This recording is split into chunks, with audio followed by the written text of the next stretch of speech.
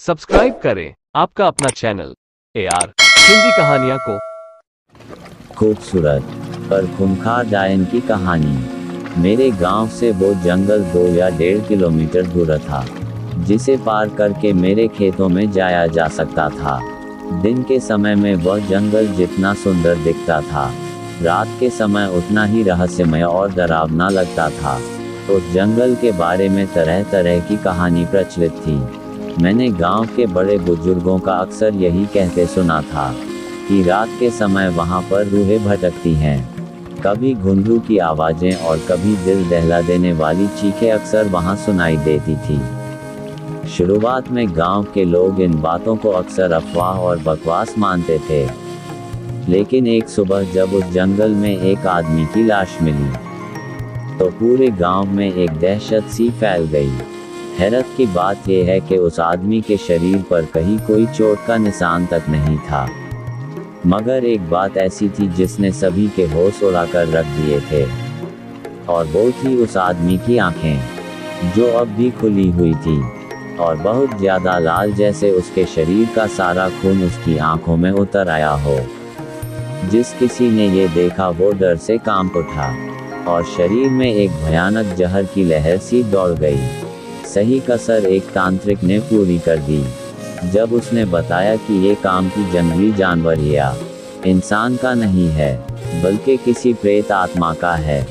उसके बाद उस जंगल के बीचों बीच एक छोटा सा मंदिर बनाया गया, ताकि प्रेत आत्माओं की दहशत कुछ कम हो सके।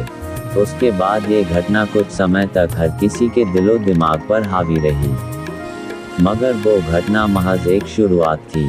धीरे धीरे सब कुछ सामान्य होने लगा, मगर आगे जो कुछ होने वाला था उसका कोई कल्पना भी नहीं कर सकता था, जिसका गवाह मैं खुद बनने वाला था। सर्दी का मौसम आ गया था, ठंड अपनी चरम सीमा पर पहुंच गई थी। रात होते ही चारों ओर घने कोहरे की एक चादर सी ओढ़े हुई थी। इस घने कोहरे में एक हाथ से दूसरा हाथ तक नहीं दिखता था। ऐसी ही एक सर्द रात में मैं और मेरा पड़ोसी कालिया खेतों में सिंचाई के लिए गए हुए थे। रात का समय होने के कारण हम दोनों उस जंगल से न होकर एक अन्य लंबे रास्ते से गुजरते हुए खेतों तक पहुंचे थे। रात के 2 बजे का समय था। ठंड अपने पूरे सबाब पर थी। हमने सर्दी से बचाव के लिए आग जला रखी थी।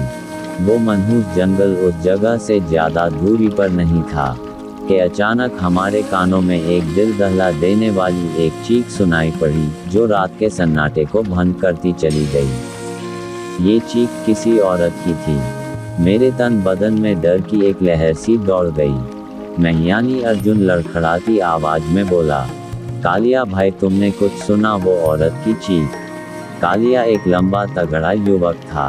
वो खड़ा होकर तुरंत बोला, हाँ, मैंने भी वो चीख स्पष्ट सुनी है, जो उस जंगल की तरफ से आई है।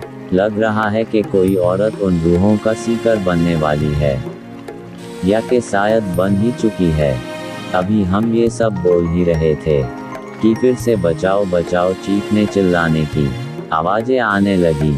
ये सब सुनकर कालिया और मैं विचलित हो गए। अचानक कुछ सोचकर कालिया ने अपने हाथ में लाठी ली और जंगल की ओर चल दिया। ये सब देखकर उसके सामने आकर मैं खड़ा हो गया और डरते हुए बोला, ये सब क्या पागलपन कर रहे हो कालिया? जानते भी हो ये सब एक चाल हो सकती है हमें फंसाने की। अगर इस समय हम जंगल में गए तो समझो दुनिया से गए, और अगर कोई अबला सचमुच ही वहाँ खतरे में हो तो क्या हम उसकी सहायता ना करें, उसे यूं ही छोड़ दे मरने के लिए? उसके इस सवाल से मैं चुप हो गया। उसके फैसले के सामने मेरी एक ना चली और कालिया भागते हुए कुछ ही पलों में उस भयानक जंगल में घुस गया। मुझे ना चाहते हुए भी उसका साथ देना ही पड़ा। थोड़ी देर बाद ही हम घने जंगल के बीचों बीच खड़े थे। घनी ओस में नहाए पेड़ पौधे से पानी की बूंदें सी। घने कोहरे में हम आंखें फाड़ फाड़ कर देखने का प्रयास कर रहे थे। ऑन्स की बूंदें टपक रही थी। इतने में ही एक बार फिर उस औरत की चीखें हमारे कानों में पड़ी। कालिया और मैं चीख की दिशा में भागे। हम थोड़ी दूर ही पहुंचे थे कि तभी सामने से कोई बहुत तेजी से भागा आया। मैंने देखा कि उससे टकराने वाली एक स्त्री थी और सीधा कालिया से आकर टकरा गई। टक्कर इतनी जोरदार थी कि कालिया जैसा ताकतवर व्यक्ति भी अपने आप को ना संभाल और जमीन पर जा गिरा। या फिर यह कहूँ कि एक सुंदर स्त्री थी, तो यह कहना कुछ गलत ना होगा। उसने लाल रंग की साड़ी पहन रखी थी, जिसमें वो बेहद सुंदर लग रही थी। डर की वजह से वह कालिया से लिपट गई और चीखते हुए बोली, मुझे बचा लो, वो मुझे मार डालेंगे। एक दहशत सी उसके दिलो दिमाग पर काबिज लग रही थी। इतना कहकर वो कालिया की बाहों में ही अपने होशों हवास गवा बैठे और बेहोश हो गई। मगर कालिया तो जैसे उसकी खूबसूरती देखकर अपनी सुध बुद्धि खो बैठा था।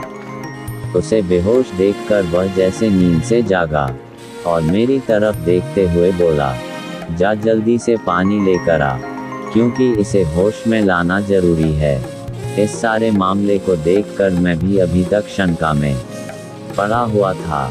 पता नहीं कौन थी वह जिसको लेकर मेरी छठी इंद्रियां मुझे खतरे का आभास दे रही थी।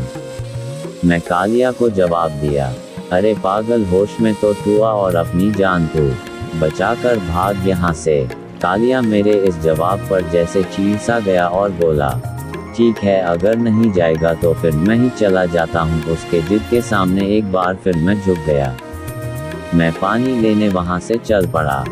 वहाँ से थोड़ी दूर पर ही एक मंदिर मौजूद था, जिसके पास ही एक पुराना कुआं भी मौजूद था। मैंने कुएं से पानी खींचा और इधर उधर नज़र दौड़ाने लगा। मुझे एक टूटी सी बाल्टी नज़र आई। मैंने उसमें पानी लिया और जल्दी जल्दी वहाँ से चल पड़ा। अभी मैं रास्ते में ही था कि छम छम की आवाज़ मेरे कानों में पड़ी। ऐसा लग रहा था जैसे कोई औरत अपने घुंघरू खनखाती हुई वहाँ से गुजर रही हो। मेरा दिल अब जोर जोर से धड़कने लगा और तेज कदमों से वहाँ से भागा। उसी समय दिल दहला देने वाली चीखों से